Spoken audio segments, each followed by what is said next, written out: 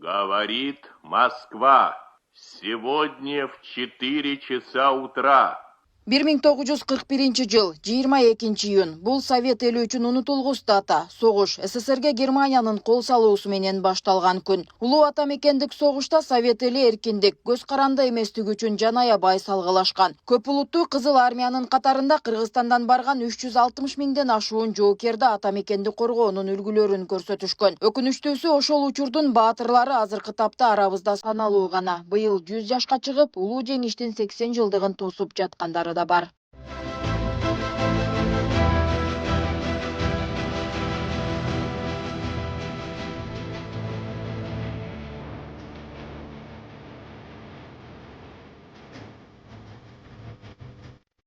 Мына ушул согуш талаасына Кыргызстандан аттангандардын катарында Петр Хищенко да бар. Агасынан кийин эле 17 жашында чакыруу келип, 2 ай аскердик даярдыкта болуп, андан соң фронтко жөнөтүлгөн.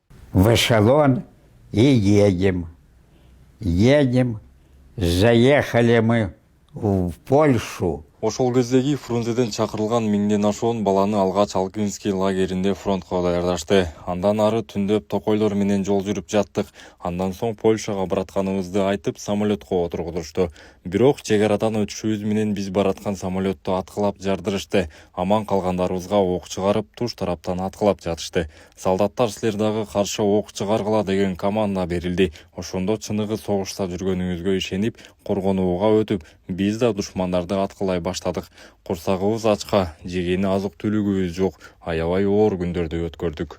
Сдалека стрелять, трассирующие пули. Мы видим, откуда стреляют, и нам дали команду огонь.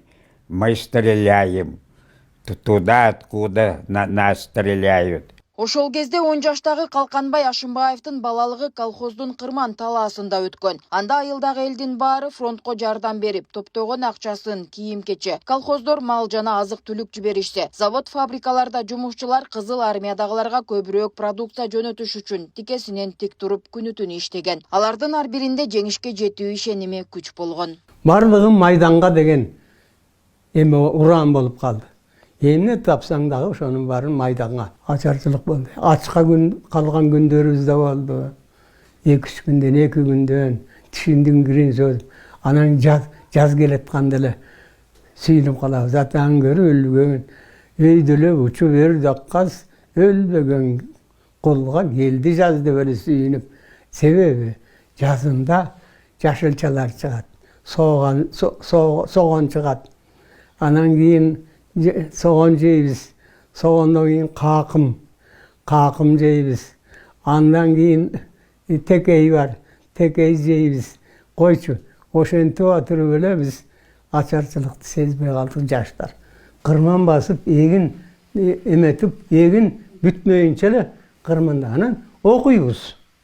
Окуйбуз дагы түштөн кийин иштейбиз. Улуу ата мекендик согуш башталган 1-күндөн тартып эле Кыргызстан армияны кийим-кече, куралдын тетиктери, азык-түлүк менен камсыздаган маанилүү аскердик өнөр жай борборлорунун бирине айланган. Анда майданга барбаган айыл эли жаш кары дебей, ишке жарамдуулардын баарысы өнөр жай ишканаларында, айыл чарбада бел чечпей иштеп, майданга жардам жөнөтүп турушкан. Ал убактагы элдин эмгеги аябай чоң. Баласы жолуна көтөрүп алып, бактын түбүнө коюп, анан байкуш аялдар суу сугарып, кечиндери калып келет. Анын үйүндө бала барбы жокпу ким билет. Ошондой күндөрдү өткөрдүк алдыгы. Кудай болбосун согуш атын угуспасын. Жеңиш болгондо сүйүнөбүз да. Жолугубузда анда топу кийчибиз, топубузду ыргытып, Кудай эле Кудай жеңиш болуптур, жыргадык деп. Нары бери секирип балдарбыз да. Согуштагы эрдиктери үчүн 10 000 кыргызстандык жоокер, орден жана медалдар менен сыйланышкан. Алардын 72-си Советтер Союзунун баатыры деген наамга татыктуу болушкан. 160 миңден ашуун жоокер согушта курман болгон. 29 жоокер даңк орденин. Алардын ичинен 8 жоокер даңк орденинин 3 даражасын тең алган. Учурда Кыргызстанда улуу ата мекендик согуштун 32 ардагери бар. Алардын 14-ü согуштун ардагери, 7-өө концлагердин туткуну, 11-и Ленинград блокадачысы. Ал эми ошол кезде согуш талаасында кан кечип, азыркы тапта арабызда саналуу калган ардагер аталардын ар биринин тилеги согуш болбосун. Согуш деген токтоду. Мындан ары согуш деген болбойт. өнүгүп баратат. Өнүгүп өсө берсин. Алдыңкы өлкөлөрдүн катарына жетсин. Бала бакыра бактылуу болсун. Өмүрлүү болсун. Ден соолукта болсун. Нурзат Көчүмкулова, Майрамбек Абдибилал уулу, регион Бишкек.